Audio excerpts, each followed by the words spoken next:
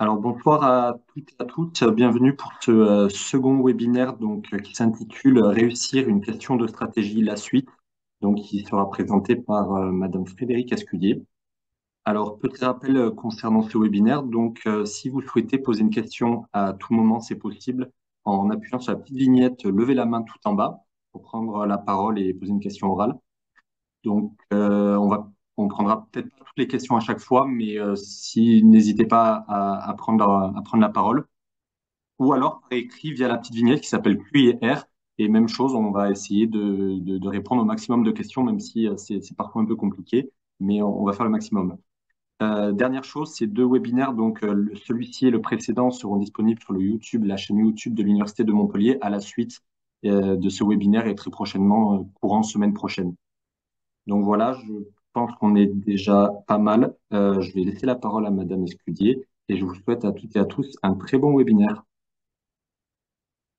Bonsoir à tous. Merci d'être là. Je sais que c'est pas la meilleure semaine pour vous. Vous êtes en semaine de révision. Donc, merci de prendre le temps de vous connecter ce soir. Donc, on est dans la suite de comment réussir à l'aide de stratégies. Aujourd'hui, on va parler de différents thèmes. On va parler de motivation, de concentration, gestion du stress et aussi de certaines habitudes de vie qui peuvent avoir des impacts sur nos capacités cognitives et donc nos performances scolaires. Être le sommeil, l'activité physique et notre gestion des écrans.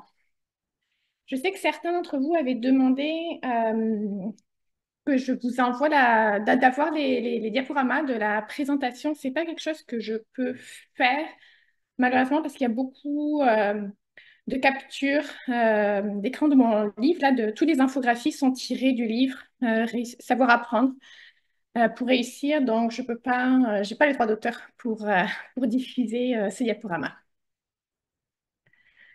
Les séances de questions, on va les faire donc à la fin de chaque thématique. Donc, n'hésitez pas à les poser par écrit ou en levant votre main. La motivation. Tout d'abord, donc, la motivation, c'est pas un concept unitaire. Il existe différents types de motivation. Et donc, ça peut varier d'un individu à l'autre en termes de quantité. Il y a des personnes qui sont plus ou moins motivées, mais en termes aussi de quel type de motivation nous anime. Donc, pourquoi on fait la tâche?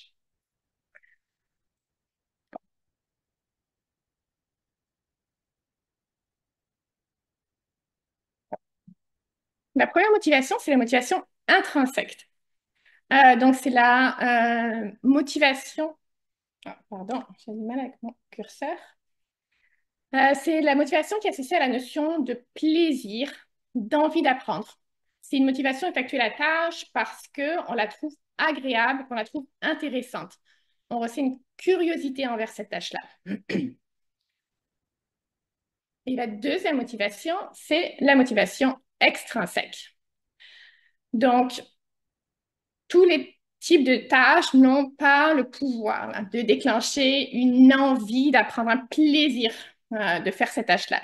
Mais on a la chance de pouvoir être motivé d'une autre façon. Et dans cette motivation extrinsèque, il y a différents types en fait de motivation extrinsèque. Donc, par exemple, il y a la motivation extrinsèque pour répondre à une demande externe. Donc, par exemple, ce que nous demande notre professeur. Mais aussi une motivation qu'on peut avoir pour satisfaire notre ego, se prouver qu'on peut le faire, ou une motivation extrinsèque pour atteindre un but qu'on s'est fixé.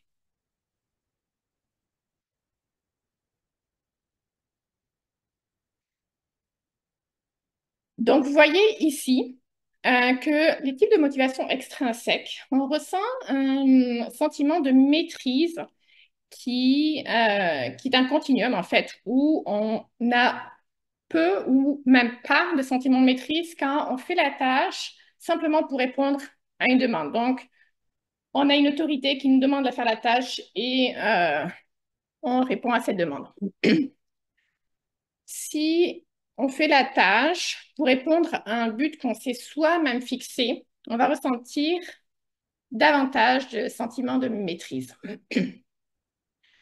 Donc, ce type de motivation-là, la motivation extrinsèque pour atteindre un but dans lequel on a un sentiment de maîtrise, c'est la meilleure motivation extrinsèque. C'est ce type de motivation qui va déclencher le plus haut niveau de motivation.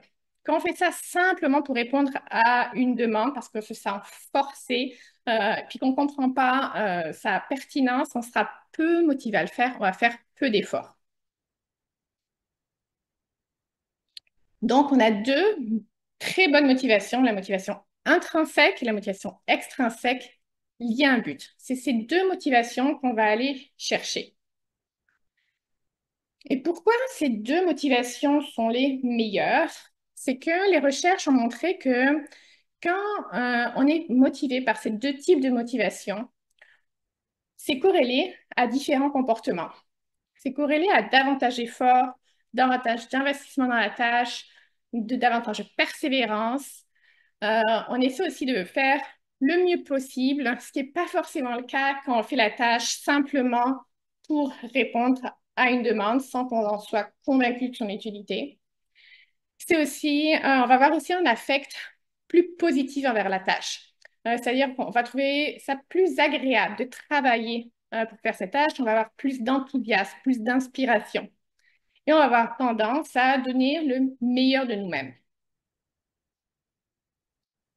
Donc, on va regarder, mais comment faire pour aller rechercher ces deux types de motivation? La motivation donc intrinsèque liée à tout simplement la vie d'apprendre, c'est sûr qu'elle va être naturellement là dans, dans les cours qu'on préfère. Donc, si normalement, quand on arrive à l'université, la plupart de nos cours nous intéressent, ce qui n'est pas forcément le cas au lycée où on a davantage euh, de cours obligatoires, on a davantage de diversité dans nos cours, dont des cours qui nous intéressent moins. Là, vous avez fait le choix d'aller dans une filière spécifique, donc votre intérêt pour les cours de façon générale augmente, mais tout de même, il peut y avoir des cours surtout dans les premières années, qui vous semblent moins intéressants.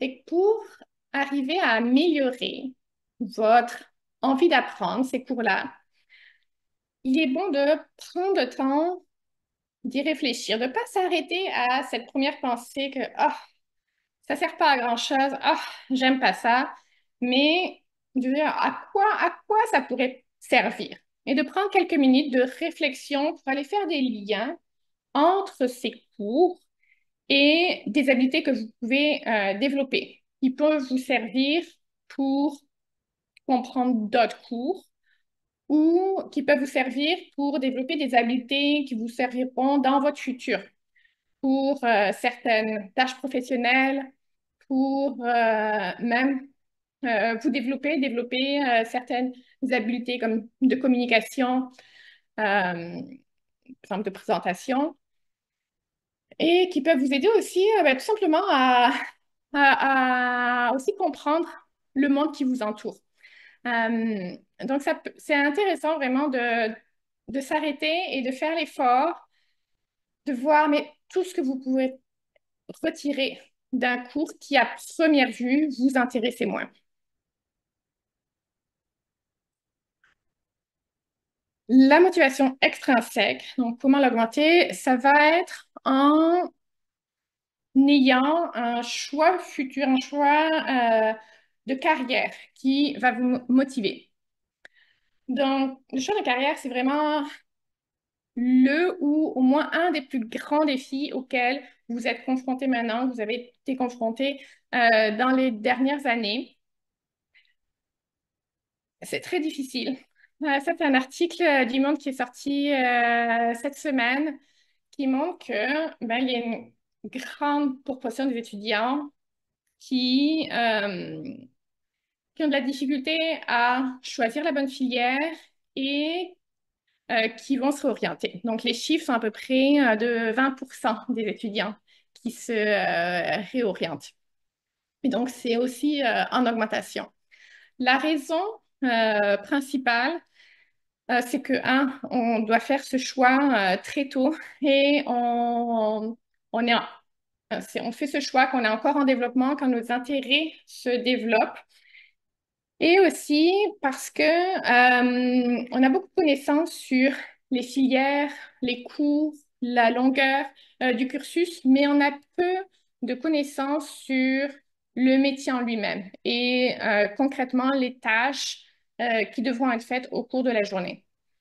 Donc, on voit souvent des étudiants qui arrivent à la fin du cursus, puis là, qui commencent des périodes de stage, qui vont communiquer avec des personnes qui travaillent dans le domaine et qui tout d'un coup se rendent compte que, oh non, c'est pas fait pour eux et qui se réorientent. Une idée fausse, là, c'est de penser que notre une passion, qu'on devrait avoir une passion quand on est et que c'est pas normal de se sentir à l'adolescence, début de l'âge adulte, de pas savoir ce qu'on veut faire. C'est tout à fait normal. Il faut faire beaucoup d'efforts. Il faut vraiment travailler pour arriver à trouver notre passion. Donc, une vocation, c'est pas quelque chose d'inné. Une vocation, ça commence tout d'abord par simplement une curiosité, un intérêt qu'on va aller investiguer, qu'on va aller approfondir et qui va progressivement se développer vers quelque chose de plus profond jusqu'à pourquoi pas, une vocation. Donc, vous devez vous investir dans cette recherche. Vous avez vraiment un travail à faire. Vous devez être un explorateur. Vous devez être curieux. Vous devez vous forcer à explorer des choses qui vous sont inconnues et de sortir de votre zone de confort. Donc, ici, je vais passer à travers quelques étapes pour faire ce travail-là d'exploration. Ces étapes sont adaptées d'un article du site de l'Université de Yale. Donc, la première étape, c'est d'apprendre à se connaître. On essaie donc de passer en revue ses habiletés.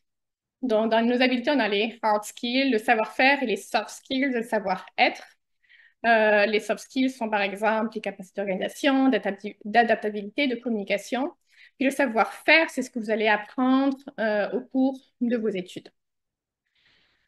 Vous avez aussi votre personnalité, donc quel type de travail vous aimez. Est-ce que vous êtes plutôt indépendant ou vous aimez le travail collaboratif? Est-ce que vous aimez le leadership ou pas? Est-ce que vous avez besoin de créativité ou pas? Donc, faites vraiment ce travail. Là, vous prenez un papier, un crayon et vous écrivez la liste de vos habiletés, de votre personnalité et, encore plus important, la liste de vos intérêts et de vos valeurs. Selon les recherches, les personnes qui arrivent à donner du sens à leur travail, donc qui arrivent à connecter leur travail à leurs valeurs, sont celles qui tirent le plus de satisfaction de leur travail à long terme, qui vont avoir tendance le moins à changer d'emploi. Donc, faites un travail vraiment approfondi là-dessus sur qu'est-ce qui vous tient à cœur, quelle activité vous aimez, quelles causes et quels problèmes sont importants pour vous, qu'est-ce qui vous rend heureux et quelles sont les valeurs qui vous animent. On voit donc là, par exemple, la génération Z, une des grandes valeurs, ça va être l'environnement. Parce qu'on est dans une crise climatique, il y a beaucoup d'étudiants de cette génération-là qui vont chercher à travailler pour des compagnies qui vont avoir un impact sur l'environnement.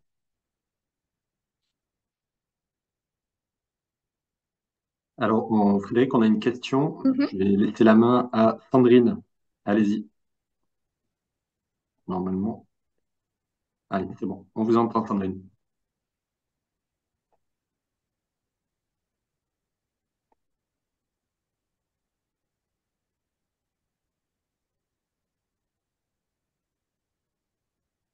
Sandrine, il faut activer le micro.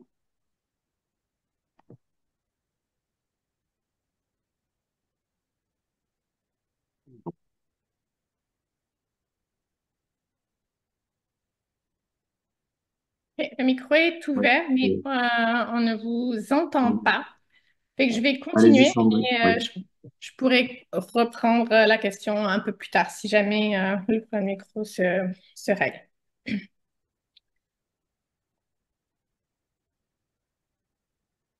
Donc, une fois qu'on a une bonne analyse et connaissance de soi-même, il faut faire un autre travail qui est d'explorer ces options. Vous connaissez une certaine quantité d'emplois, mais vous ne les connaissez pas tous. Il existe des milliers d'emplois.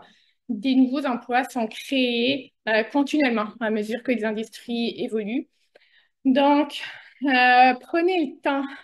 Donc, si vous avez un domaine qui vous intéresse, allez regarder les sites Internet de ces compagnies, passez en revue les différents posts qui sont affichés. Vous pouvez aussi suivre, par exemple, sur LinkedIn, ces compagnies pour voir donc, les offres d'emploi qui s'affichent et découvrir différents métiers. Vous avez aussi YouTube, je trouve que c'est une bonne ressource. Je ne sais pas s'il y en a en français, mais je sais qu'en anglais, il y a beaucoup de personnes qui vont parler de leur travail, montrer une journée typique sur un poste particulier. Par exemple, je ne sais pas quel terme en français, mais la data science, mais des types d'emplois qui sont relativement nouveaux, qui sont moins connus. Ça peut être vraiment intéressant d'aller regarder ces personnes parler de leur emploi. Alors, on a peut-être la question de Sandrine, cette fois-ci. Sandrine, allez-y, normalement, vous pouvez parler. Non, toujours pas. Alors, je vais prendre une autre question. On a une autre question. Antonella. Allez-y, Antonella. Bonsoir. Oui, bonsoir. Bonsoir Sandrine. Tu parlais de identifier les choses à l'intérieur. Par exemple, si on a un style de leadership ou travailler en team, les intérêts et les valeurs, et pour donner le sens au travail. Mhm. OK. Mais si moi, par exemple, moi, j'aime travailler et je mets l'effort pour mon travail, mais je crois que j'ai un peu besoin d'orientation au début pour savoir où mettre mes efforts, tu vois. Donc, comment je peux m'aider moi-même pour Mettre faire les ça? efforts entre quoi et quoi? Par exemple, si j'ai une tâche à faire, j'essaye que je mets tout mon effort à la compléter, mais un peu mes efforts sont dispersés, tu vois. J'ai un peu de difficulté à mettre 100% mon effort sur une tâche à la compléter à la fin. Et c'est un peu me recul. Je ne complète pas la tâche à 100%. Et tu vois. Euh,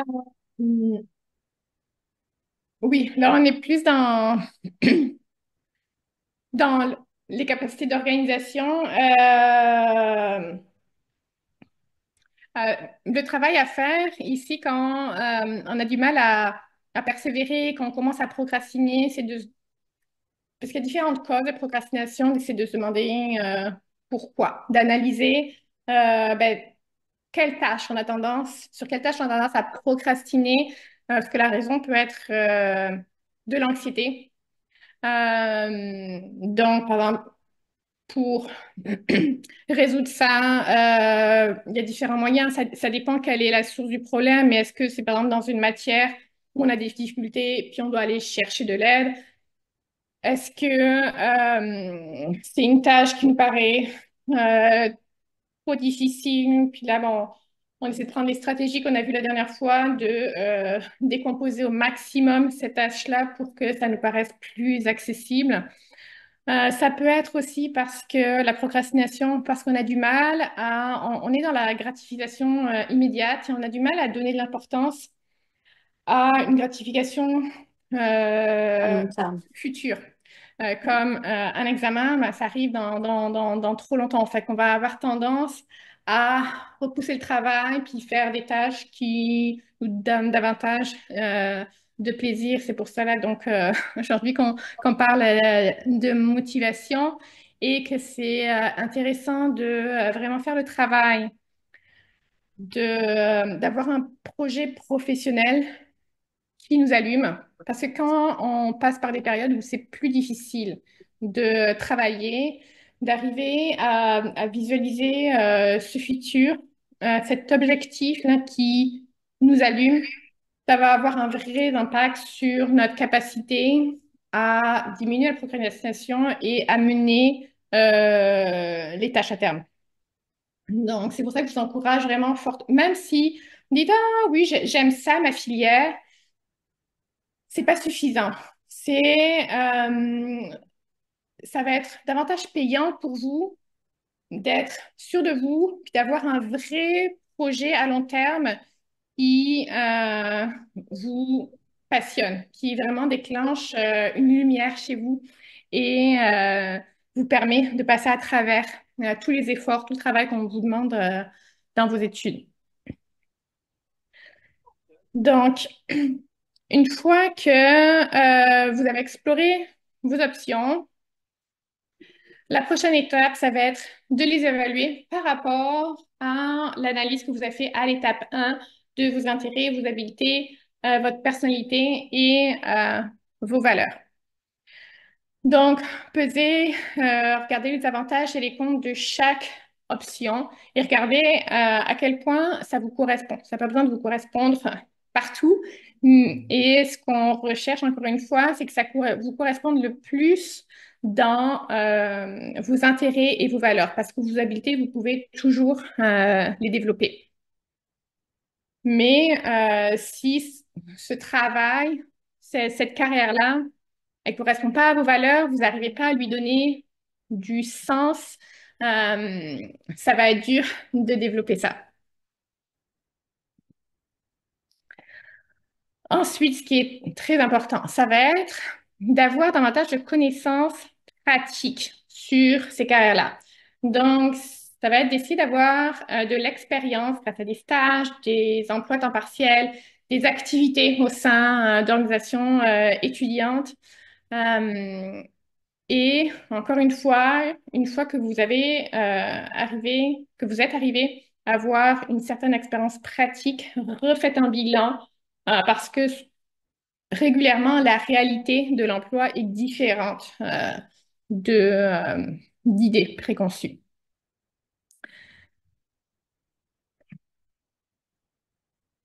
Une fois que vous avez trouvé une carrière qui vous intéresse, établissez un plan vraiment concret pour arriver à vos objectifs. Donc, gardez cette carrière-là, faites la liste de quelles compétences sont importantes. Quelles compétences il faut que j'acquière au cours de mon cursus, là, jusqu'au moment où je vais arriver sur le marché de l'emploi. De nos jours, le marché de l'emploi est vraiment compétitif, surtout avec le travail à distance maintenant. Vous n'êtes plus en compétition seulement avec les personnes de votre vie, vous êtes en compétition avec généralement les personnes de votre pays ou des fois même de façon internationale. Donc, ça peut être intéressant. Donc, c'est difficile d'avoir un premier emploi. Et ça peut être intéressant de, dès maintenant, d'essayer de vous démarquer, de développer des habiletés en prenant des cours en extra, en tout simplement en magasinant des connaissances, en lisant des choses pour arriver à vous démarquer de d'autres profils qui vont simplement avoir un diplôme. Donc, essayez d'avoir des choses en extra de votre cursus, puis ça va vous permettre aussi de solidifier votre intérêt dans ces tâches, finalement, parce que les habiletés que vous développez, c'est pour concrètement faire des tâches qui vous seront demandées dans votre futur métier. Donc, ça va vous permettre aussi de voir est-ce que c'est vraiment quelque chose dans lequel vous avez du plaisir. Pour vous aider là-dedans, vous avez différentes ressources. Vous avez les conseillers d'orientation dans votre université, les psychologues. à l'Université de Montpellier, de ce que j'ai vu, un service qui s'appelle Service commun universitaire d'information, d'orientation et d'insertion professionnelle. Tout à fait. Vous avez aussi votre réseau familial et social. Exploitez-le. Regardez ben, votre famille, vos amis, avec quelles sont leurs connexions. Est-ce qu'il y a des connexions? Est-ce qu'ils ont des connexions avec des personnes qui sont dans des carrières qui vous intéressent? Si oui, allez-y, demandez qu'ils vous mettent en contact avec ces personnes-là et discutez avec ces personnes-là. Utilisez LinkedIn. Vous pouvez envoyer des messages à des personnes qui ont des postes, qui ont des carrières qui vous intéressent. Posez-leur des questions sur la réalité de leur métier. Ça se peut que certaines personnes, vous n'aurez pas 100% de réponse, mais il y a des personnes qui seront heureux de vous aider puis de répondre à vos questions. Vous pouvez aussi utiliser LinkedIn pour analyser euh, le profil, donc le CV, l'historique d'expérience des personnes dont la carrière vous intéresse. Donc, si vous voyez une personne qui a un poste que vous trouvez intéressant, probablement ça n'a pas été son premier poste. Vous pouvez regarder son historique de travail pour voir mais comment il est arrivé là, quels emplois il a effectué, dans quel ordre, combien de temps il est resté à chaque poste. Ça peut aussi vous faire découvrir d'autres types de postes, de regarder cette historique-là. Et ça vous donne un plan aussi concret. Parce que vous allez voir, pour arriver à tel poste, ben, souvent, on doit passer par telle étape avant. Alors, on a une question, Frédéric. Sharifa qui lève la main. Hop, Sharifa, normalement, on peut vous entendre. Vous m'entendez? Oui, Oui. très bien. Oui, bonjour, excusez-moi. Vraiment. En fait, moi, je voulais vous poser une question. En fait, je suis étudiante en droit. Et en fait, moi, avant les partiels, parfois, j'ai un problème de mémorisation. Enfin, j'ai eu ma licence, mais en fait, j'ai pu voir au cours de mes études que j'ai un problème par rapport à la mémorisation. Enfin, en fait, j'ai une mémoire courte, mais j'arrive pas à mémoriser longtemps. Et je voulais savoir si vous avez une méthode pour arriver à mieux mémoriser tout ça. Enfin, Euh, oui, alors ça, on l'a vu en détail dans le webinaire 1. C'est ah que mais j'ai... moi, j'étais pas là. Oui, vous pourrez aller le voir, il sera en rediffusion, je pense qu'elle disait la semaine prochaine. Est-ce que c'est bien Ok, ça? C'est ça, c'est ça. d'accord. Fait que là, un commentaire que je ferais, c'est que c'est souvent une impression qu'on a qu'on n'est pas bien en mémorisation, mais c'est pas vrai, on a tous de bonnes capacités de mémorisation. Ce qui va faire la différence, c'est la méthodologie, c'est comment on s'y prend Ouais. pour mémoriser. Fait que vous pourrez voir ça Moi, ça dans me fait la le même. webinaire, hein. Parce que ça Mais me fait la ne même chose. partez pas en pensant que vous n'avez pas de bonnes capacités. Ce n'est pas une question de capacité, mais vraiment de stratégie. Parce que ça me fait la même chose aussi pour la cuisine aussi. Mais enfin, je fais par exemple une recette et le lendemain, je me rappelle même plus de ce que j'ai fait. Et du coup, c'est problématique, quoi. Euh, c'est difficile de répondre comme ça. Il faudrait que je vous observe pour voir pourquoi. Mais on va justement passer à la concentration qui est en lien avec ça. Donc, la concentration, ça va être la porte d'entrée de la mémoire. Sans attention, on n'a pas d'apprentissage. Quand on retient mal l'information, on va tous avoir tendance à blâmer notre mémoire et penser qu'on a une mauvaise mémoire, alors qu'en réalité, c'est très souvent un problème d'attention et non de mémoire. Donc, par exemple, si on prend, faites la cuisine, si vous pensez à d'autres choses en même temps, si vous avez votre téléphone à côté de vous, puis que vous répondez à des messages, euh, et que votre cerveau alterne entre différentes sources de simulation, probablement que la mémorisation de la recette va être assez faible. Ça peut être une explication. Si vous faites, et vous pouvez essayer la prochaine fois, faites la cuisine, vous enlevez votre téléphone, vous êtes tout seul, vous ne parlez pas à votre conjoint et vous êtes vraiment présent sur ce que vous faites et regardez quelle est votre mémoration de ça le lendemain. Probablement qu'il y aura une différence. Donc, on se rappelle, se concentrer, qu'est-ce que c'est? C'est faire un effort pour faire abstraction des distractions, les ignorer et focuser sur une chose, une tâche. Donc, comment mieux se concentrer? On a quatre méthodes. La première, c'est de stimuler notre intention. Donc, on se rappelle que si on est passif, probablement que les distractions, si on n'a pas notre téléphone, ça va être simplement des ruminations, vont prendre la place dans notre tête et on va être peu concentré, par exemple, là, sur le message que je suis en train de vous donner. Donc, quand vous étudiez, si vous lisez passivement vos cours, probablement, votre attention va être assez faible et vous serez porté il vous sera difficile d'ignorer les distracteurs. Donc, on essaie d'étudier en étant actif quand on mémorise, quand on essaie de comprendre, quand on lit.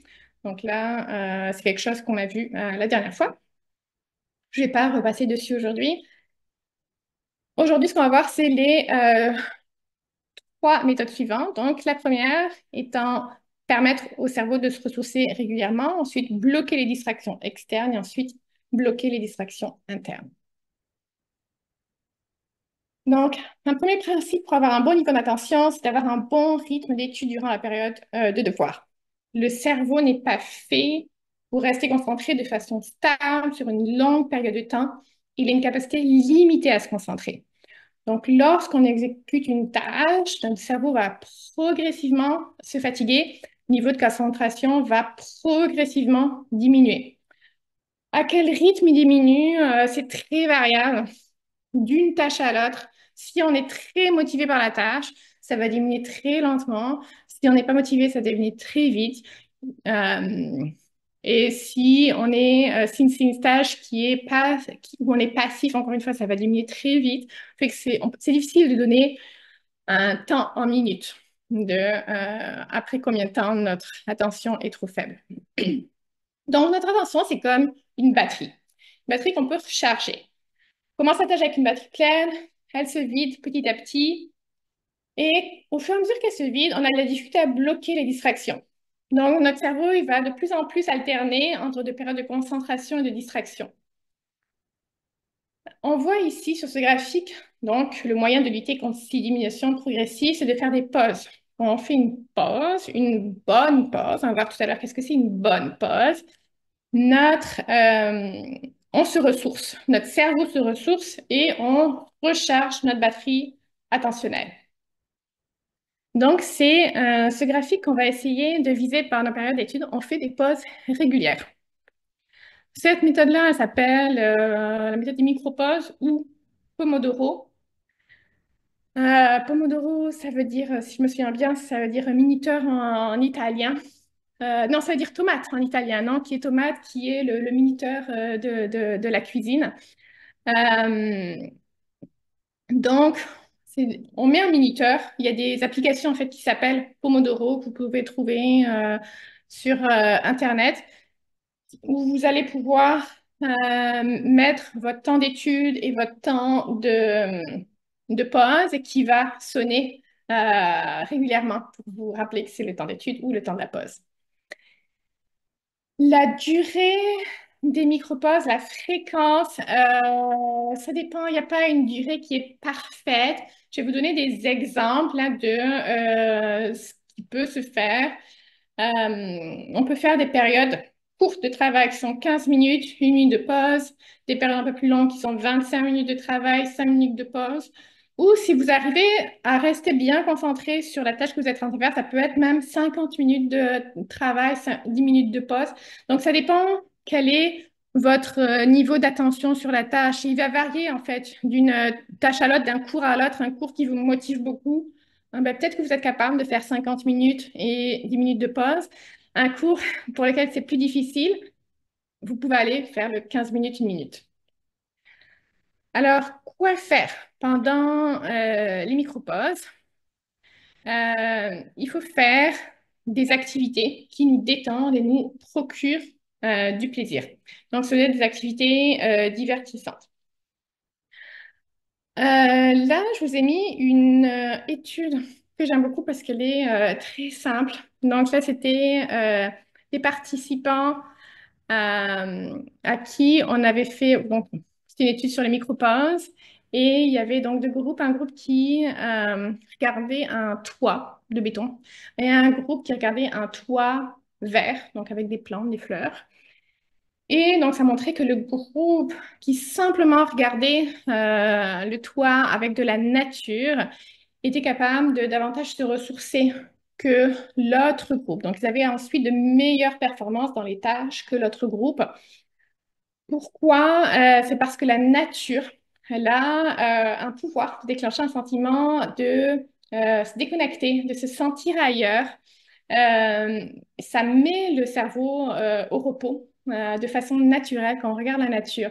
Donc, vous voyez, vous n'avez pas besoin de faire quelque chose. Ça peut être vraiment très, très simple. Ce que vous faites, c'est simplement regarder une image de la nature. Les autres types de pensées qui fonctionnent très bien, c'est d'être actif. Euh, Être actif, mettre notre corps en activité, ça va augmenter la circulation sanguine, ça va nous donner de l'énergie, ça va restaurer notre attention. Ça va être donc ce qu'on va privilégier. On est diverti ou on s'active physiquement. Ce qu'on ne veut pas faire, c'est faire une tâche qui est exigeante pour notre cerveau. Traiter de l'information, c'est pas très ressourçant. Si vous mettez à lire les nouvelles pendant votre pause, ce n'est pas si différent de la tâche d'étudier un texte pour votre cours. Fait que c'est pas une activité qui est recommandée. Fait que c'est mieux d'éviter de faire de la lecture parce que c'est l'activité que vous êtes en train de faire. Il faudrait que ça soit une activité qui soit différente de votre tâche d'étude. Donc, les activités divertissantes, là, ça peut être bouger, sortir marcher quelques minutes, nettoyer votre appartement, socialiser, discuter avec des amis. Puis ce qui est relaxant, ça peut être tout simplement aussi rêvasser, penser à n'importe quoi. Quand votre attention, quand votre cerveau, votre attention se balade sur différents types de pensées, il est au repos. Quand il n'est pas au repos, c'est quand vous focalisez votre attention sur une tâche spécifique. Là, vous faites un effort. Donc, rêvasser, regarder par la fenêtre, tout ça, c'est de bonnes activités ressourçantes pour le cerveau dans les micro-pauses. Alors, on a beaucoup de questions sur, OK. cette stratégie. Mhm. Je vais peut-être donner la parole à Noah qui attend depuis un petit moment. Allez, normalement, Noah, si vous activez votre micro, on vous écoute, on vous entend. C'est bien. Oui, c'est bon, on vous entend. Merci Frédéric. Alors j'avais une question. J'ai remarqué que parmi les distractions, pour moi c'était le téléphone qui justement me distrayait le plus profondément et le plus souvent. Est-ce que c'est quelque chose de général pour tout le monde et est-ce que ça peut s'expliquer neurologiquement par quelque chose ou quoi? Ou voilà, c'était ça ma Ben, ça question. dépend ce que vous faites sur votre téléphone, mais souvent, ce qu'on va avoir tendance à faire, c'est d'aller sur les réseaux sociaux, de voir des images. Fait que oui, c'est divertissant. On voit toutes sortes de choses, toutes sortes de sujets. Il y a souvent de l'humour. Fait que c'est divertissant par excellence, les réseaux sociaux. Fait que si c'est ça que vous faites quand vous avez votre téléphone, c'est normal que ça fonctionne bien pour vous divertir. Alors, justement, je crois que c'était pas tout à fait ça que je voulais dire. Je voulais dire justement, enfin, ce qui me perturbe et ce qui a tendance, Oh, vous disiez, c'est prendre son téléphone, c'est parfois avoir des ruminations, etc. Moi, c'est pas la manière de me détendre pour faire des pauses. Donc, je parlais, je reviens un tout OK, petit peu. OK. Oui, là, dans les distracteurs, on va en parler dans quelques minutes, effectivement. Puis j'ai une section là-dessus sur la gestion des écrans. Le téléphone, c'est le distracteur de loin. C'est le distracteur numéro un. Oui, c'est le plus grand distracteur pour tout le monde, hein, de beaucoup les étudiants, mais tous les adultes, hein, même dans leur au travail, n'importe où. C'est- Ok, je vous Les remercie. écrans Dans la- sont notre distracteur externe. On va en parler. Je pense qu'en fait, c'est même ok. Dans les secteurs externes, ici, là, je vais parler de la musique et du bruit parce que j'ai une section à part sur la gestion des écrans et pourquoi les écrans sont un distracteur. Donc, je vais en parler dans quelques minutes. Pour le moment, on va parler donc, quels sont les distracteurs. Euh, la musique, le bruit sont des distracteurs. Euh, la musique. Donc, on va avoir, il y a un mythe, une sorte de mythe en fait. On va souvent avoir tendance à penser que la musique nous aide à nous concentrer. Cependant, l'impact réel qu'a la musique et que la musique nous donne de l'énergie. La musique peut nous influer notre humeur, notre affect.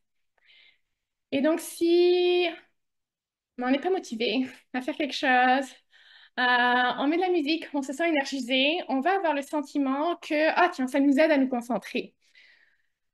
C'est pas vrai. Si on fait des tâches à niveau de concentration égal, il y a quelqu'un qui écoute de la musique, quelqu'un qui écoute pas de la musique. La personne qui écoute pas de la musique va avoir de meilleures performances, va arriver à faire la tâche plus rapidement, à faire moins d'erreurs, etc.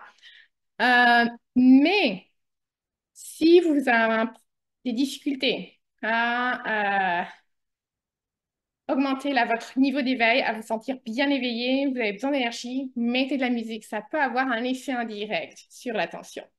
Mais par défaut, tout ce qui est externe, la toute musique, bruit, sont des distracteurs et vont avoir un impact négatif sur l'attention.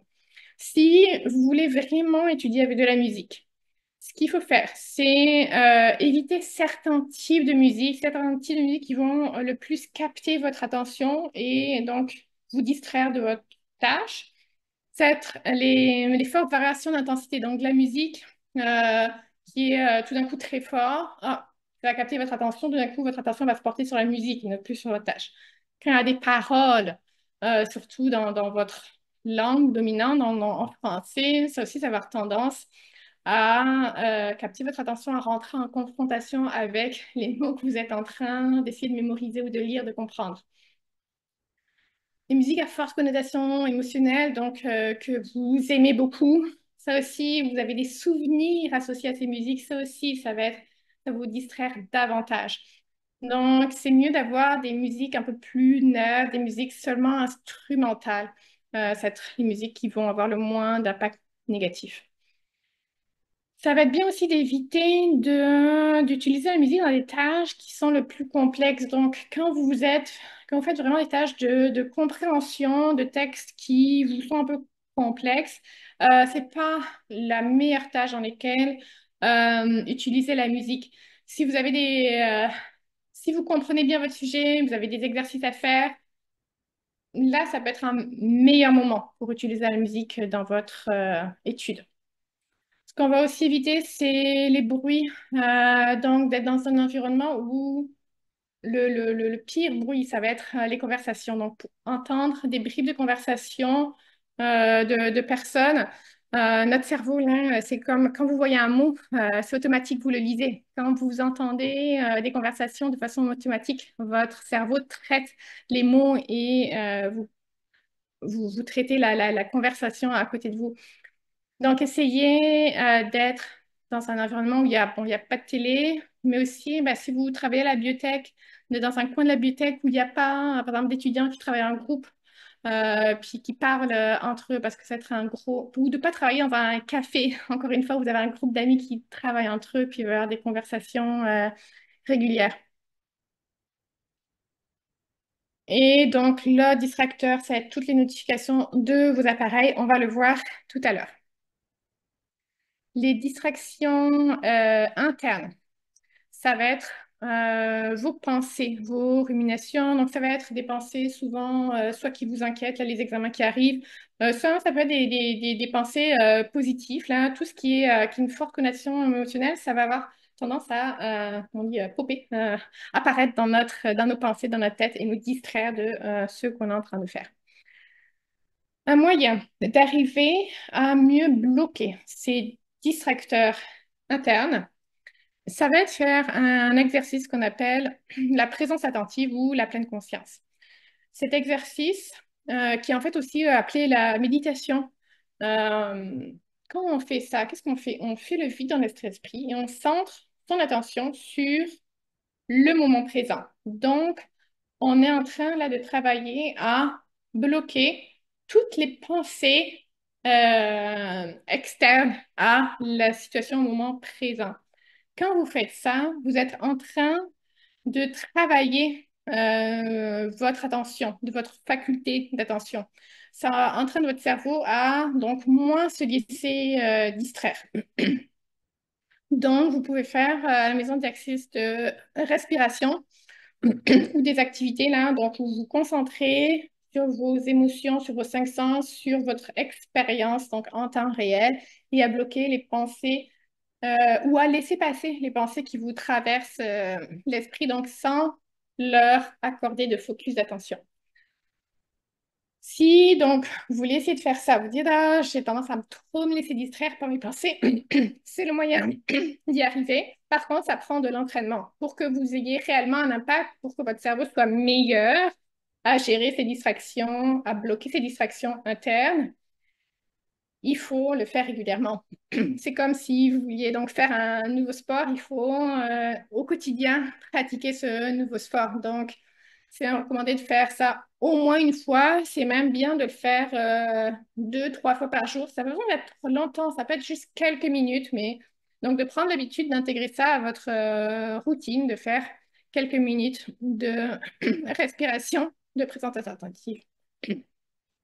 Donc, ce qu'on voit, c'est que ça diminue le stress, ça diminue donc vos pensées abstraites, vos ruminations et vous arrivez à avoir de meilleures capacités de concentration. Alors, Frédéric, il y a beaucoup de questions sur le lien avec les étudiants sujet à un TDA, donc un trouble de l'attention, avec ou sans hyperactivité. Ce qui revient, c'est est-ce qu'il y a des stratégies, est-ce que les stratégies que vous proposez sont valables pour ces étudiants-là aussi? Et y a-t-il d'autres stratégies pour ces étudiants qui donc ont une capacité de concentration et d'attention qui est beaucoup plus faible? Alors, euh, effectivement, ça va être les mêmes stratégies. Euh, les stratégies pour arriver à bloquer les distractions internes, les distractions externes, faire des pauses, ça marche vraiment pour tout le monde. Normalement, les personnes qui ont un TDAH, elles vont en avoir davantage besoin. Donc, si vous avez un TDAH, je vous recommanderais fortement de faire cet exercice de prise tentative vraiment au quotidien pour entraîner votre cerveau à devenir meilleur. Vous avez encore plus besoin que les autres de faire, de respecter l'alternance entre séances d'études et pauses fréquentes. Et vous avez encore plus besoin que les autres de respecter que pendant vos pauses, vous devez vraiment, le mieux, c'est de faire de l'activité physique. Si on a moins de difficultés, je dirais, ben oui, vous prenez, vous pouvez être un peu paresseux, puis prendre votre téléphone, aller sur les réseaux sociaux pendant 5 minutes, puis ça peut être suffisant pour vous. Si vous avez de la difficulté à vous concentrer, ben, le mieux, c'est de faire un peu d'exercice physique pendant ces 5 minutes. Ou alors de faire des exercices de respiration. Et vous allez avoir encore plus besoin que les uns de gérer vos distractions, les écrans qu'on va voir tout à l'heure. Aussi, dans le TDAH, ce qu'on a aussi, c'est l'hyperactivité. Donc, si vous avez cette problématique-là, ça peut être vraiment intéressant pour vous d'intégrer le sport, pas juste pendant vos micro-pauses, là, mais des vraies séances de sport au quotidien pour réguler votre besoin d'énergie. Euh, mais les stratégies, oui, ça marche pour tout le monde. Vous en avez juste davantage besoin. C'est bien de le faire encore plus que les étudiants qui n'ont pas de TDAH. Il y a aussi l'alimentation, le sommeil, toutes les habitudes de vie ont des impacts importants sur l'attention. Fait qu'on a un TDAH aussi, c'est vraiment important de faire attention à nos habitudes de vie, de pas boire trop de stimulants, par exemple, de caféine, et de manger de façon équilibrée. Ça va avoir un vrai impact sur nos capacités attentionnelles. Est-ce qu'il y a d'autres questions sur l'attention? Alors, il y a une question. Je vais donner la parole à Marine. Marine, on vous écoute. Bonjour. Bonjour. Euh, je trouve intéressant ce que vous dites. Merci beaucoup de partager votre savoir. Moi, j'ai eu la chance de faire une thérapie comportementale, une TCC, parce que j'ai un TDAH. Elle m'a parlé de la méthode Pomodoro que vous donnez, mais aussi elle m'a dit qu'il fallait pas que j'utilise des supports numériques, qu'il fallait que j'utilise que le papier pour pouvoir garder mon attention et me concentrer plus facilement. Aussi, elle m'a fait acheter, vous savez, un réveil. Je peux plus utiliser mon téléphone pour mon réveil ou pour mes. Elle m'a fait acheter un agenda papier, un réveil que je pose à côté de ma table de nuit. Enfin, elle me dit que je dois pas utiliser les outils numériques. Et dans le travail, du coup, ça m'oblige à imprimer tout ce que je veux lire. Du coup, je voulais savoir si c'était prouvé ou si vous savez s'il y a vraiment un effet sur l'attention et sur la concentration d'utiliser du papier plutôt qu'un support numérique. Alors, c'est pas tant le matériel, là, le papier versus le numérique, c'est qu'est-ce qui est associé au numérique? Qu'est-ce que c'est associé au numérique? C'est toutes les notifications. Fait que si vous utilisez vos écrans, votre ordinateur, mais que dans votre période d'études, vous bloquez toutes vos notifications, vous bloquez tous les sites qui peuvent être des distracteurs sur lesquels vous pouvez avoir tendance d'aller pendant votre période d'études. Puis si on prend, par exemple, là, vous devez lire un texte. Si on compare lire un texte de façon papier avec lire un texte sur une tablette, un ordinateur, et vous faites absolument rien d'autre, non, il n'y aura pas de différence. La différence, c'est les comportements qui sont associés à l'utilisation des écrans. D'accord, donc ça veut dire que je peux arrêter d'imprimer tout ce que je veux lire et que si je bloque les notifications, je peux... Ben, si vous avez assez d'autodiscipline, parce que c'est ça qui est difficile dans un TDAH, c'est que l'autodiscipline est souvent plus faible. Donc, c'est difficile à faire, mais ben déjà là, vous avez l'autodiscipline de tout imprimer, vous avez une bonne autodiscipline, fait probablement que vous allez arriver à aussi avoir cette autodiscipline de bloquer toutes vos notifications et d'arriver à avoir des comportements en fait, qui sont semblables en papier et écran. Non, en fait, pour l'instant, juste, j'en fais moins, quoi. Enfin, je lis moins, du coup, parce que je trouve ça contraignant de devoir tout imprimer, mais... Et du coup, enfin, par contre, j'essaye de pas utiliser les écrans, parce qu'elle m'a dit que c'était vraiment pas bon. C'est pour ça que je vous posais la question de savoir s'il y avait vraiment un impact du numérique sur le... Non, non, c'est pas en termes du support, c'est en termes des comportements qui sont associés. Je vais donner un autre exemple. On va souvent dire que c'est mieux de prendre des notes papier que sur l'ordinateur. Pourquoi? Il y a deux raisons. La première raison, c'est ce dont j'en parlais, c'est qu'il y a les étudiants qui prennent des notes sur leur ordinateur vont avoir leurs notifications d'allumer et vont avoir tendance à alterner tout le temps entre d'autres logiciels et leur prise de notes. Et l'autre raison, c'est une différence de comportement, c'est que quand on écrit papier, on va écrire moins vite que sur l'ordinateur. Donc, on doit faire l'effort d'être attentif et de sélectionner l'information. Parce qu'on ne peut pas tout écrire. Quand on écrit à l'ordinateur, notre prise de notes est beaucoup plus rapide et vont avoir tendance à être un peu paresseux et à tout écrire. Et donc, on est moins actif dans notre écoute, on ne fait pas de sélection de l'information. Mais quand on lit, donc quand on écrit, il y a deux différences. Là, c'est la façon dont on traite l'information et des notifications qui sont des distracteurs. Mais donc, ce qu'il faut, en fait, c'est juste savoir ça. Si vous savez ça, Ben, vous pouvez vous dire, OK, je sais que quand je note sur mon ordinateur, j'ai tendance à trop écrire, je deviens passif, donc je vais tendance à être distrait parce que je vais juste noter de façon automatique tout ce que j'écoute. Faites l'effort de vous dire, ben non, il faut que j'ai une écoute active et il faut que je sélectionne seulement l'information qu'il est importante que j'écrive. Et là, vous allez avoir un comportement qui est le même que papier et tout d'un coup, vous n'aurez plus de différence entre la prise de notes papier et sur ordinateur.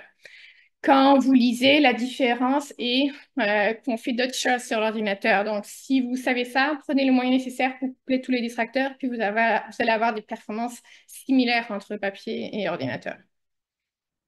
D'accord, merci beaucoup. On va passer au stress. Alors, le stress, la première chose importante sur le stress, c'est de bien comprendre le stress et son impact sur le corps. Euh, Lorsque notre corps subit un stress, le corps va se préparer à l'action pour affronter la menace, le stresseur, et il va mobiliser ses capacités. Donc, on va avoir donc différentes fonctions vont se mettre en action. On va être plus vigilant. Il va y avoir une cascade de réactions hormonales dans notre corps. On va avoir davantage donc de cortisol, qui est l'hormone du stress.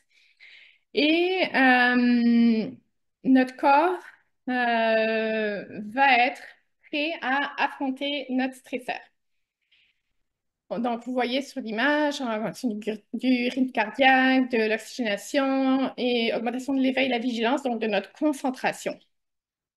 Donc, le stress a des bienfaits. Pourquoi on est stressé? C'est de façon évolutive, c'est pour nous permettre euh, avec succès, de faire face à notre stresseur. Euh, donc, ça va être la première connaissance très importante à avoir, c'est que le stress a du bienfait. Il y a une étude qui a été faite à Harvard sur cet impact-là. Il y a deux groupes d'étudiants, un groupe d'étudiants à qui on a appris, on a expliqué les bienfaits du stress et on leur dit c'est normal et bon de ressentir du stress et on a expliqué les bienfaits du stress. Et on n'a rien dit aux autres. Ensuite, ils ont fait passer un test, deux groupes d'étudiants. Ils ont aussi fait une analyse de leur salive pour mesurer leur niveau du stress. Les étudiants à qui on a expliqué le stress étaient davantage stressés. Ça a activé leur stress d'avoir ces informations sur le stress et ça a eu des répercussions positives. Ce sont les étudiants qui ont le mieux performé au test. Donc, savoir que le stress est utile leur a permis de mettre leur organisme en état d'alerte et à améliorer leur performance.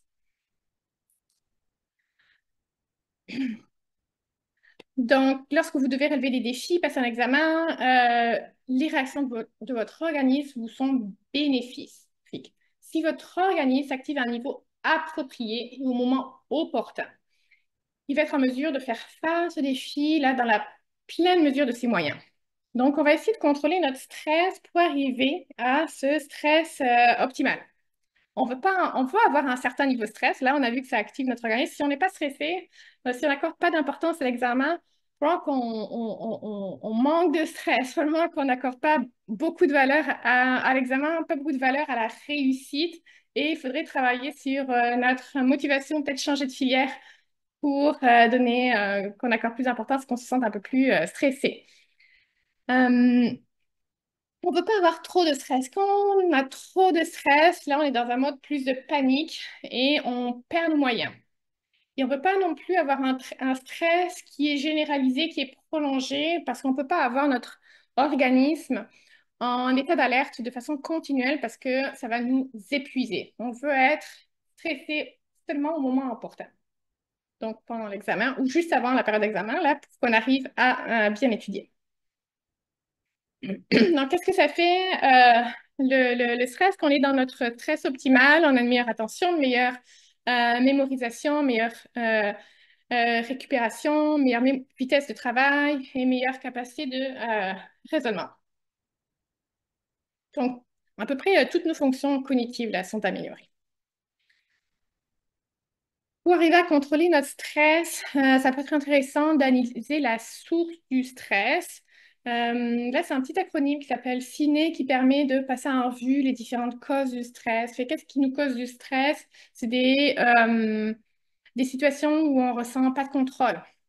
Si on prend la situation des études, ça peut être si vous avez un travail en groupe à faire, puis vous sentez que vos coéquipiers sont moins investis, puis vous n'avez pas de contrôle sur le travail, là, vous allez être en situation de stress. L'imprévisibilité, ça peut être encore en contexte d'études, un examen où vous ne savez pas à l'avance quel type d'examen ce sera, quelle question ce sera. Donc, il y a trop d'imprévus, donc vous allez vous sentir stressé par rapport à ça. Pour remédier à ça, vous pouvez demander, aller voir votre professeur, lui demander des informations sur le type d'examen qui sera fait, lui demander pourquoi pas s'il y a des examens sur lesquels vous pourriez vous entraîner. La nouveauté, une situation qui vous est inhabituelle va être beaucoup plus stressante que si vous avez l'habitude de le faire. Euh, une situation qui arrive de temps en temps, mais qui n'est pas régulière, ça va être souvent des présentations. Je ne sais pas s'il y en a à l'université, des présentations orales. Euh, Ça va être un moment stressant parce qu'on n'en fait pas au quotidien. Mais si on en fait régulièrement, notre stress va diminuer à chaque fois qu'on se pratique.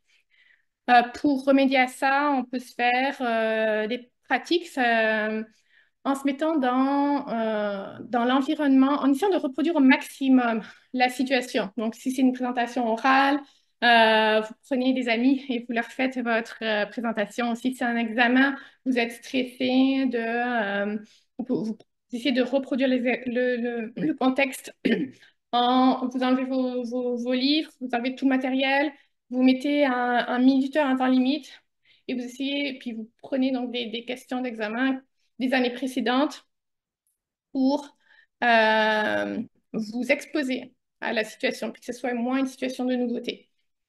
Ego menacé, c'est quand on a peur d'avoir une mauvaise note. Ça menace notre ego d'échouer un test, un examen. Ça menace notre ego, donc la perception qu'on a de nous-mêmes, mais aussi la perception qu'ont les autres. On va penser à que vont penser mes amis, mes parents, mon professeur de moi. Si c'est ça qui nous inquiète, d'avoir peur de l'échec, qu'est-ce qu'on fait? On se pratique, on s'entraîne.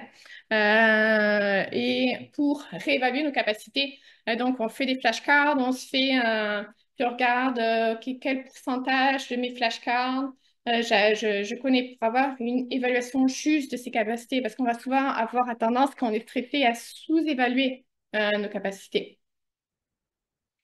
Donc, on essaie donc de modifier nos pensées. Parce que quand on est stressé, c'est quand euh, le défi, le stresseur, on pense que ce qui nous est demandé, la demande du stresseur, va dépasser nos ressources, nos capacités. Donc, on essaie de réajuster nos pensées et si réellement, dans la plupart des cas, on va avoir tendance à sous-évaluer nos capacités. S'auto-tester va nous permettre de réajuster et puis d'arriver à une vision plus équilibrée du défi par rapport à nos capacités. Et c'est aussi nous entraîner va nous permettre, si effectivement on trouve que nos capacités ne sont pas au niveau du défi, on va étudier, on va s'entraîner jusqu'à ce que on remette à niveau nos capacités.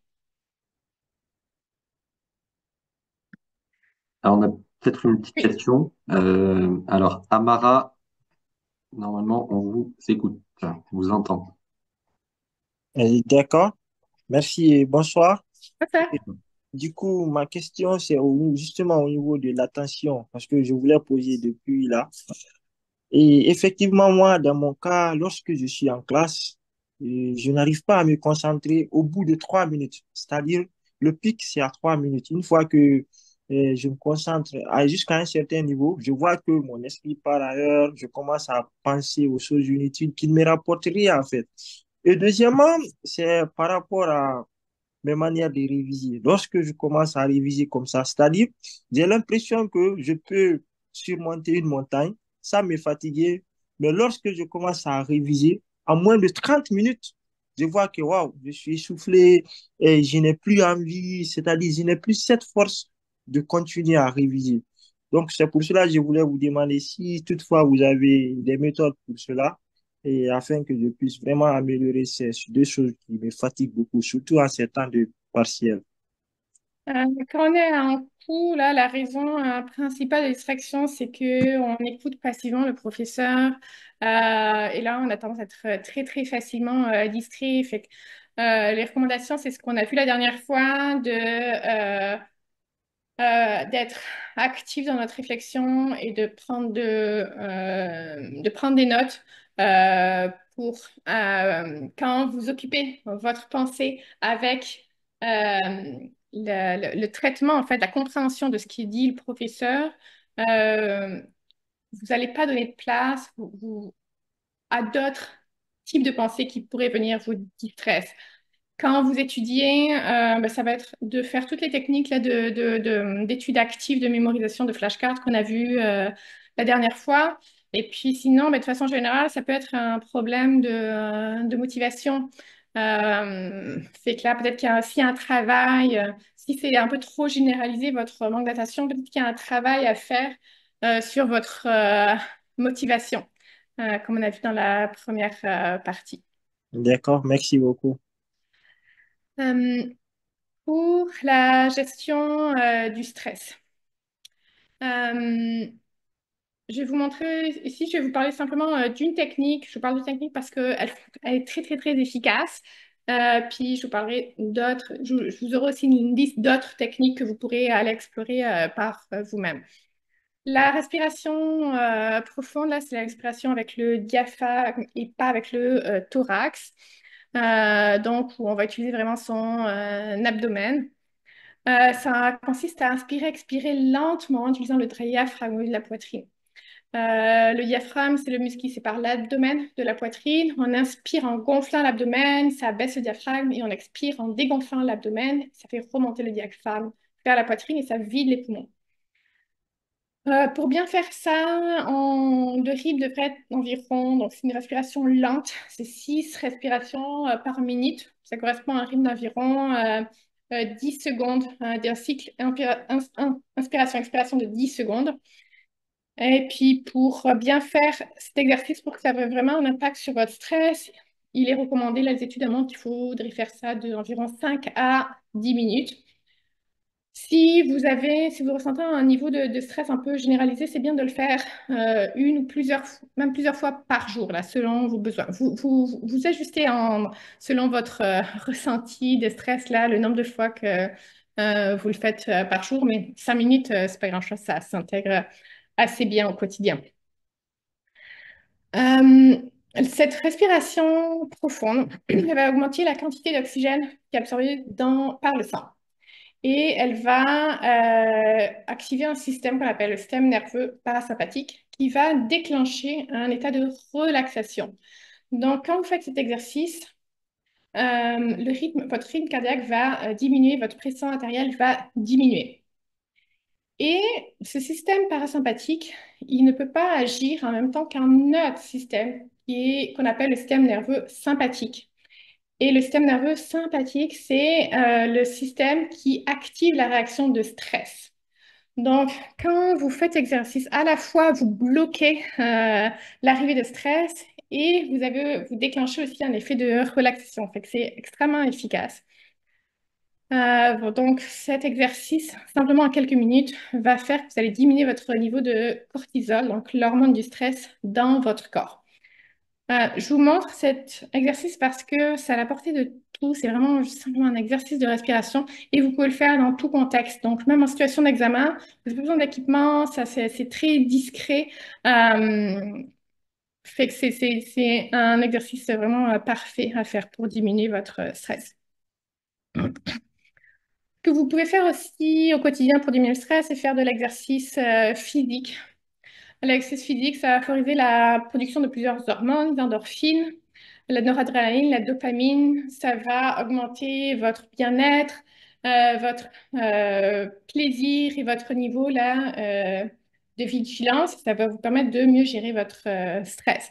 Fait qu'avoir au quotidien, si vous vous sentez stressé, intégrer un peu d'activité physique au quotidien va vous donner une meilleure gestion du stress. Les autres techniques là, qui fonctionnent, qui ont été étudiées dans des études qui montrent un impact sur la diminution du stress, ça va être la relaxation musculaire progressive. Je ne vais pas l'expliquer. Si ça vous intéresse, allez googler dans YouTube. Vous allez avoir des personnes qui vont faire la démonstration de comment faire ça. La méditation pleine conscience, le yoga. On essaie de limiter les stimulants. On adopte une bonne hygiène de sommeil, on s'alimente de façon équilibrée et on garde la place là, même si notre agenda est chargé aux activités sociales et aux loisirs. Il faut que vous ayez dans votre journée un peu de plaisir. C'est important pour la gestion de votre stress et votre bien-être. Je vais passer à la suite Ah, sur les il habitudes. y a une petite question, peut-être Oui, si on a. Alors, oui. Harry, Cara, je vous donne la parole. Normalement, on vous écoute. Bonjour. En fait, c'est par rapport à la gestion du stress et aussi pour les distractions. Moi, je suis très très distraite et très très facilement. Et il y a des moments où j'apprends et j'essaie, je trouve des, euh, des méthodes pour éviter d'être distraite. Et à un certain moment, ça marche.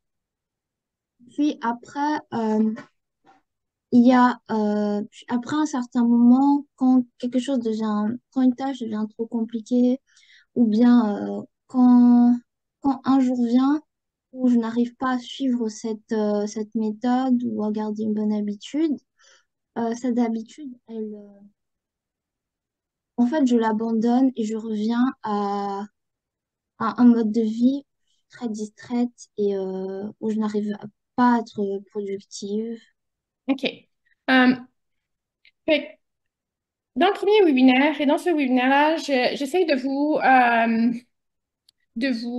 expliquer, de vous lister et toutes les stratégies dont l'efficacité a été prouvée pour améliorer donc vos différentes fonctions cognitives, dont l'attention, et vous expliquer comment faire ça.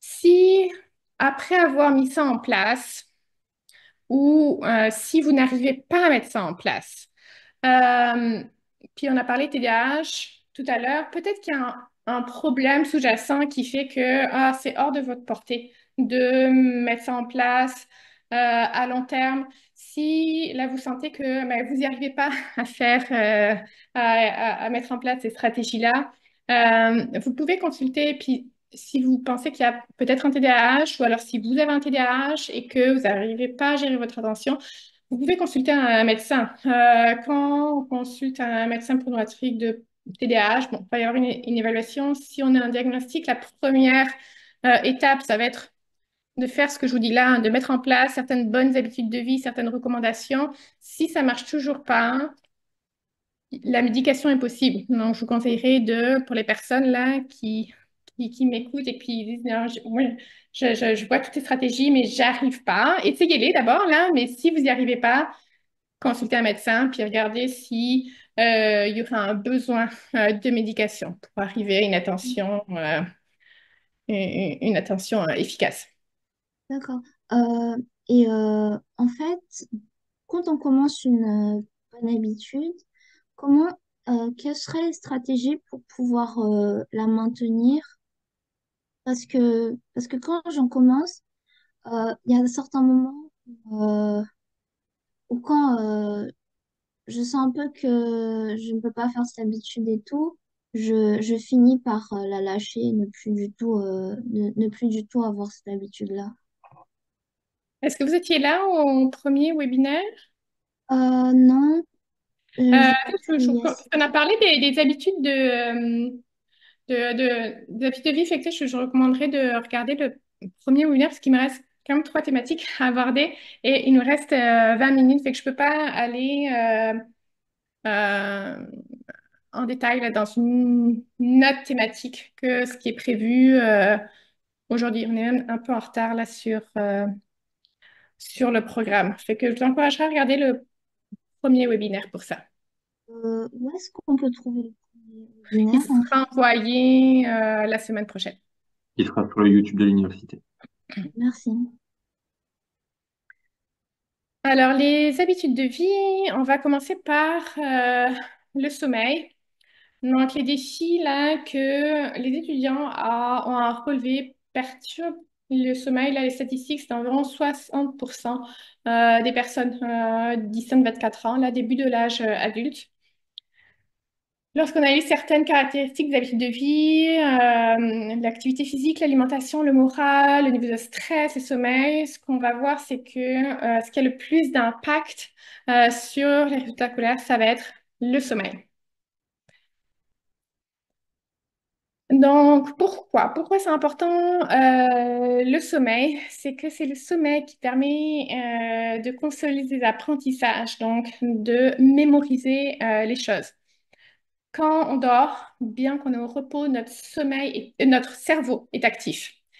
Dormir nous permet de consolider les apprentissages qu'on fait pendant la journée. Donc, la consolidation, c'est un processus physiologique qui permet de fixer dans notre tête un apprentissage et ça se déroule en grande partie pendant le sommeil.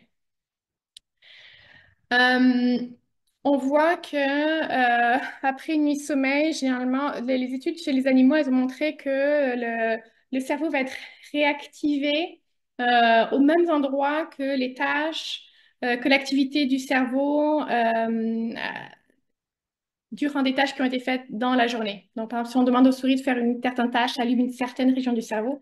Et quand ces souris dorment, on voit que cette même région du cerveau va être réactivée.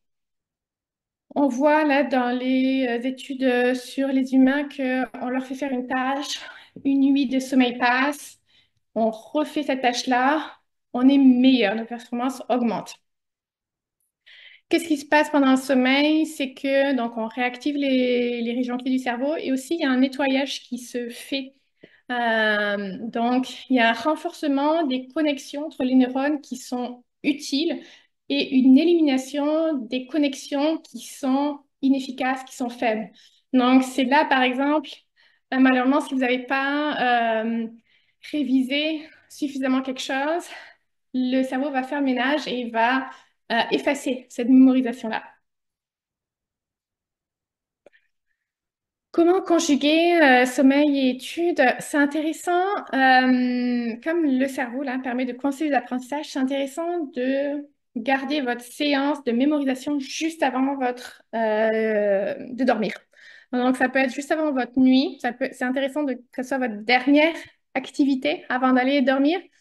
Ou alors, de faire une sieste dans la journée. Vous avez votre séance de mémorisation, puis simplement une sieste de 30 minutes permet de consolider les apprentissages. Là, vous avez un graphique qui montre que c'est le pourcentage d'oubli. Donc, vous voyez que les personnes qui ont appris en matinée plutôt que le soir ont un beaucoup plus gros pourcentage d'oubli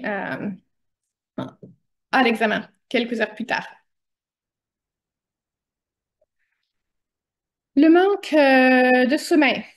Si vous avez un manque de sommeil partiel, temporaire, ça va avoir peu d'impact de façon générale. Ce qu'on voit, l'impact que ça a, c'est que quelqu'un qui va avoir une nuit plus courte, après quand il fait une tâche, il y a une difficulté à être faite. Donc, deux groupes d'étudiants, un groupe d'étudiants qui a une nuit longue, un groupe d'étudiants qui a une nuit courte. Ils font ensuite la même tâche. Les étudiants qui ont peu dormi, on voit que leur cerveau est plus actif, l'activité du cerveau est plus forte. C'est les étudiants qui ont une courte nuit. Donc, pour avoir une performance égale, leur cerveau doit davantage travailler, ce qui est fatigant pour le cerveau. Donc, c'est pour ça qu'il ne faut pas avoir un manque de sommeil chronique. Donc, il peut arriver pour diverses raisons que vous ayez des plus courtes nuits, ça va, mais il ne faut pas que ça soit au quotidien. Surtout,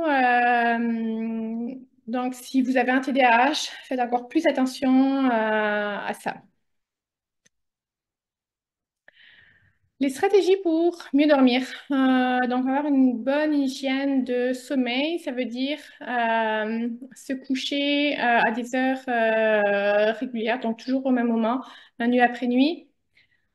Associer son lit avec le sommeil, ça veut dire on essaie de ne pas faire d'activité autre que dormir dans son lit. Fait qu'on essaie de ne pas étudier dans son lit, de ne pas jouer à des jeux vidéo dans son lit. Si on fait de l'insomnie, c'est recommandé de ne pas rester éveillé pendant de longues périodes de temps. Fait que si on fait de l'insomnie, on se lève, on se promène dans son appartement, on va boire un verre, on lit quelques pages sur son canapé et ensuite on retourne se coucher. Il faut que vraiment le lit soit réservé au sommeil. On garde tous les outils électroniques, si possible, en dehors de notre portée. Et on essaie d'éteindre les écrans. Au moins, c'est recommandé souvent 2 heures. Si c'est difficile à faire, essayez de respecter au moins 30 minutes. Pourquoi c'est bien d'éviter les écrans avant le coucher? C'est que la lumière de l'écran et la lumière bleue, elle est trop forte elle va inhiber en fait la sécrétion de mélatonine qui est l'hormone du sommeil dans le cerveau. Cette hormone, elle est censée donner le signal au cerveau que la nuit commence, qu'il est temps de s'endormir. Donc, quand vous utilisez l'écran juste avant d'aller dormir, vous avez une diminution de la sécrétion de sérotonine et ça va vous prendre davantage du temps. On parle de 20 à 30 minutes de plus pour vous endormir. Vous pouvez pratiquer la relaxation dont on parlait juste avant d'aller dormir, essayer de faire de l'exercice physique pendant la journée. Ça va améliorer la qualité de votre sommeil. On essaie d'assombrir la chambre au maximum et d'avoir une température dans la chambre plus faible que ce qui est dans le reste de la maison. L'activité physique. Pourquoi faire du sport? Ça va améliorer notre bien-être, on va sécréter des hormones qui vont améliorer notre humeur, on améliore la vitesse de circulation du sang, on crée on transporte, comme le sang transporte de l'oxygène, le sucre, ça va être notre carburant. Fait que c'est bien, c'est pour ça que c'est bien d'intégrer le sport à nos séances d'études, juste avant une séance d'études, pendant nos micro-pauses, parce que ça va nous donner de l'énergie et ça va améliorer notre niveau d'éveil, notre attention. Et ça contribue aussi à la fabrication de neurotransmetteurs et de connexions donc de neurones et de connexions entre nos neurones. Ça améliore toutes nos capacités cognitives. Donc, il y a des études qui ont été faites là, entre des personnes qui font de l'exercice physique avant de faire une tâche, d'autres non. Puis, on voit qu'elles ont en général, différents types de tâches de meilleure performance en attention, en mémorisation, en vitesse de traitement. Donc, quoi faire? L'entraînement idéal, c'est de la haute intensité puis des petites doses. Ça serait le type d'entraînement qui est le plus profitable pour le corps, pour le cerveau. Donc, ça consiste à alterner des périodes d'effort intenses et des périodes d'effort réduits. Quand on utilise le corps à son maximum, donc en haute intensité, on utilise nos muscles, nos cœurs, nos poumons, le système sanguin à leur plein potentiel. Et ensuite, on réduit l'effort et on permet au corps de récupérer. Euh, donc, ce que les recherches montrent, c'est que quelques minutes de ce type d'intensité-là, de type d'activité physique-là, à haute intensité, c'était au moins, voire plus profitable que de longues séances d'entraînement. Et quand on est étudiant, puis qu'on a très souvent un horaire très chargé, c'est aussi beaucoup plus facile d'intégrer ce type d'entraînement-là qui est court que de longues séances d'entraînement. Donc, comment essayer de conjuguer sport et études? Bon, on l'a vu tout à l'heure, donc on essaie d'utiliser nos micro-pauses pour faire quelques minutes d'entraînement. Tous les exercices d'aérobie, ça s'y prête très bien. Il y a beaucoup de types d'exercices d'aérobie qui ne demandent aucun matériel, donc vous pouvez faire facilement dans votre appartement. Il y a un article du New York Times qui s'appelait le 7-Minute Workout, qui était publié, ça commence à faire quand même quelques années, mais il était très populaire et il a donné naissance à différents types d'applications euh, qui avaient ce même nom, le 7-Minute Workout. Donc, ça doit exister probablement en français aussi, là. Vous avez des applications qui vous donnent des idées d'exercices physiques, puis qui vous les fait faire, là, puis qui a un chronomètre. Fait que c'est très accessible. Puis vous pouvez aussi, là, comme être actif, ça augmente votre circulation sanguine, ça met en éveil votre cerveau. Essayez de, si vous aimez ça, de marcher par exemple, vous avez vos flashcards, donc d'être actif en même temps que vous étudiez. La gestion des écrans. Alors, ce qu'il faut savoir, c'est que le cerveau n'est pas multitâche. On entend souvent dire, ah, les filles sont meilleures que les garçons pour faire plusieurs choses à la fois. C'est pas vrai. Personne n'est bon pour faire plusieurs choses à la fois. Le cerveau ne sait pas faire plusieurs choses à la fois. Ce qu'on se rend compte, c'est qu'on mesure l'activité du cerveau puis qu'on essaie de faire plusieurs choses à la fois. C'est qu'en fait, le cerveau, il y a est tout le temps en train de l'alterner. Fait qu'on ne s'en rend pas compte de façon consciente parce que ça prend vraiment une fraction de seconde, mais le cerveau est continuellement en train de changer le focus et le traitement, le type de traitement d'information qui fait le type d'input qui traite. Donc, ça, ne pensez pas que vous êtes capable de faire du multitâche. Personne n'est vraiment capable de faire du multitâche. Donc, ce qu'il faut savoir sur les écrans, c'est que c'est un gros problème. Ça a des impacts. Il y a pas beaucoup de littérature, mais il y a quelques études là qui ont montré que ça a potentiellement un effet négatif sur nos fonctions cognitives, sur l'attention. Parce que qu'est-ce que ça nous fait faire, les écrans? C'est que quand on voit une notification, on y porte attention. Et ben, on va enlever notre focus de notre tâche et on va aller donner l'attention à cette notification. On va cliquer dessus et on va aller voir, bon, tiens, quel message on a reçu. C'est le contraire de l'attention. L'attention, c'est arriver à bloquer les distracteurs. Fait que ça nous entraîne à faire, à être alerte aux distractions. C'est un impact négatif sur la mémoire parce que si vous étudiez avec tout sur la main, en ayant Google sous la main, en disant, ah, mais j'ai accès à cette information ici. Ce que votre cerveau va mémoriser, ça va être où trouver l'information plutôt que l'information en elle-même. Donc, essayez donc quand au lieu d'aller regarder l'information, quand vous vous posez une question, d'essayer plutôt de la récupérer dans votre tête. L'impact en cours, donc ici une petite statistique, 70, les personnes qui ont leurs ordinateurs en cours, 70 à 100% des étudiants admettent faire autre chose pendant environ 23% du temps. C'est énorme, 23% du cours. Études avec un appareil électronique, ça prend environ 22 à 59 plus de temps pour lire un texte. La personne qui utilise aussi ces appareils électroniques, ces écrans. Euh, il y a des études aussi qui ont été faites avec les étudiants, qui ont comparé les étudiants qui ont utilisé leur téléphone en cours, qui vont lire leurs messages, répondre aux messages.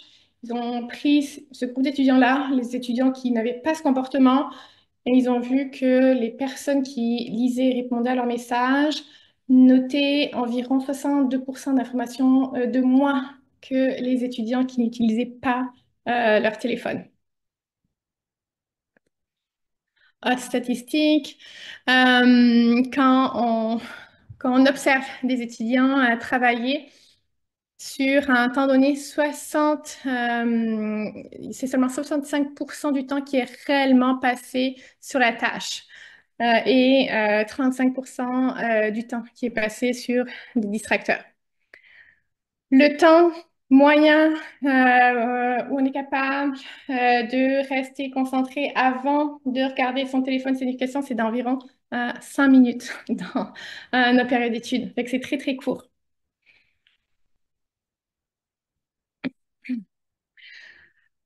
Savoir aussi qu'on est de très mauvais estimateurs du temps d'écran dans une journée. On va avoir tendance à sous-estimer de moitié. Donc, c'est énorme le temps qu'on passe réellement sur notre téléphone. Donc, ce qui est bien, c'est d'utiliser là les fonctionnalités qui sont maintenant directement dans le téléphone, qui vont mesurer pour nous notre temps d'écran et sur où est passé notre temps d'écran pour avoir une estimation juste de notre utilisation. Et ensuite, d'essayer de reprendre le contrôle. Donc, comment on fait? On gère nos notifications. On pense avoir vu dans notre téléphone nos réglages et on enlève, on réfléchit à chaque notification. Est-ce qu'elle m'est utile? Toutes les notifications là, qui sont automatiques, des applications qui vous sont envoyées par un ordinateur, c'est même pas quelqu'un qui vous envoie un message, c'est juste un ordinateur qui va automatiquement envoyer une notification après tant de temps ou après tant de temps que vous n'avez pas utilisé l'application. Enlevez ça, ça vous apporte rien. Euh, pour chaque application, essayez d'avoir vraiment une réflexion sur qu'est-ce qu'elle vous apporte. Est-ce que c'est simplement une habitude que vous avez utilisée de cette application ou est-ce qu'elle vous apporte vraiment quelque chose? Est-ce qu'elle a une valeur dans votre vie? Est-ce qu'elle vous apporte vraiment du plaisir? Réfléchissez à qu'est-ce que vous retirez de votre application et essayez de faire un peu le ménage. On voit souvent des personnes parler dans des articles d'un changement de comportement, leur relation au téléphone, et ce qu'elles rapportent tout le temps après, c'est qu'elles se sentent mieux après avoir changé leur comportement et diminué leur utilisation des applications. Et finalement, une application où on est tout le temps, c'est souvent par habitude, puis on l'enlève, puis on se rend compte que, ben en fait, ça ne nous manque pas. Et on retrouve beaucoup de temps libre dans notre journée grâce à ça. Après, il y a des petites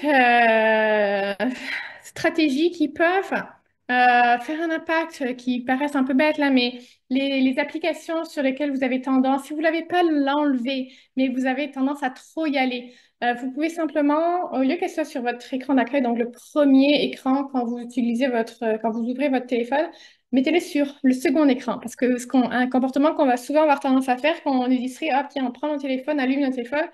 Et là, on a notre écran d'accueil et boum, on clique sur une application. Mais si finalement, ben, c'est plus accessible, puis vous avez plus des applications utiles ou qui vont avoir moins tendance à vous distraire, vous allez, au lieu de cliquer sur cette application, ben, vous allez refermer votre téléphone.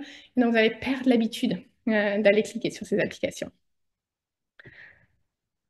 Puis vous pouvez aussi essayer de mieux gérer, au lieu que votre téléphone, vos applications de communication prennent un peu de place partout dans votre journée, d'essayer de réserver des périodes où vous laissez accès à ces notifications, à l'utilisation de ces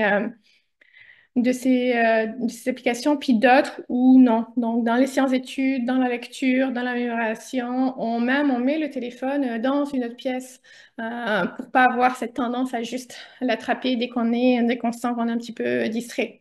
Si vous avez de la difficulté à avoir cette autodiscipline, à contrôler, il y a des logiciels qui existent pour faire ce contrôle pour vous. Fait que je vous ai mis des exemples là, mais il y en a d'autres là, mais ça peut être, c'est difficile hein, de contrôler son comportement et que ça peut être bien d'utiliser des aides externes comme ces logiciels pour nous aider dans la gestion de l'utilisation des écrans. Est-ce qu'il y a des questions sur les écrans? Alors, on va peut-être donner la parole à Ala qui lève la main. Ala, on vous écoute.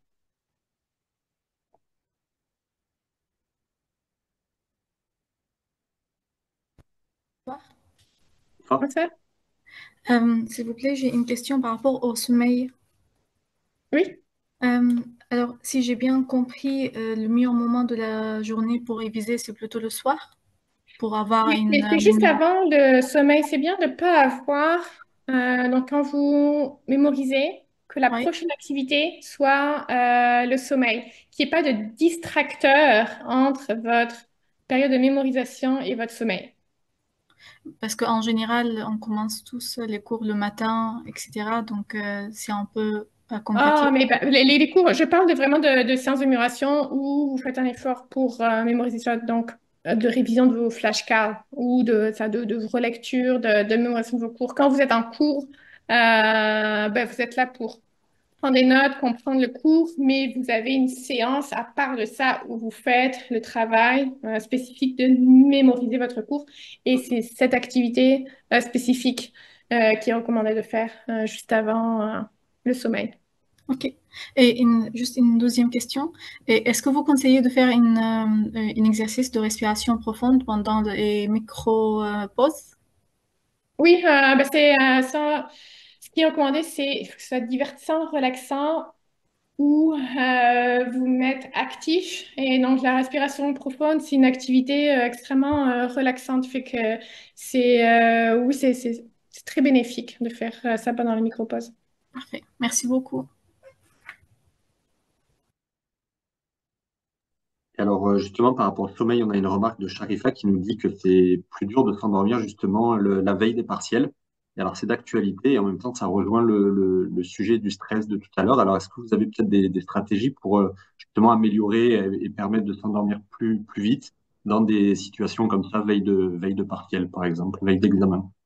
Euh, oui, dans ces périodes-là de stress juste avant l'examen, je vous recommanderais plusieurs fois par jour, puis on l'a vu là, dans les bonnes habitudes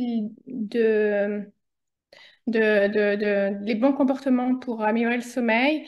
Je l'avais noté l'exercice de relaxation.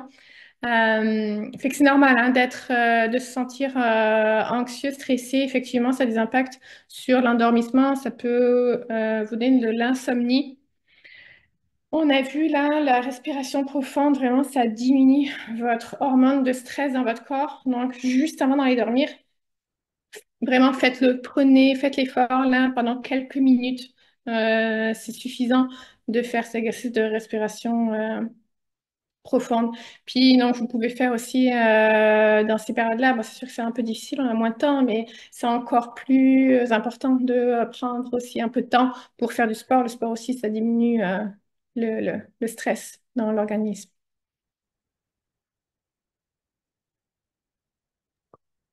Alors, on a peut-être une dernière question, peut-être. Mhm. Allez, Harry Cara, on vous écoute. Euh, c'est par rapport au logiciel de blocage. Euh, en fait, est-ce que ce serait mieux de totalement bloquer l'application qui nous distrait ou bien de le bloquer sur certains horaires et on se laisse disons, une certaine plage horaire où on peut l'utiliser autant que l'on veut? Oui, c'est ça fait que ces logiciels de mémoire, là, vous pouvez juste activer, puis ça bloque en fait tous les sites ou les applications que vous avez entrées. Mais vous pouvez aussi il y a des fonctionnalités pour programmer certaines périodes spécifiques là, que vous avez programmées comme vos séances d'études. Oui, mon conseil, c'est pas de complètement arrêter de certaines. Vous pouvez, hein, si ça, comme on a vu tout à l'heure, ça vous apporte rien. Mais ce qu'on veut surtout pour diminuer les distractions, c'est les utiliser pendant les périodes d'études. D'accord. C'est ça le plus important. Euh, c'est tout, merci.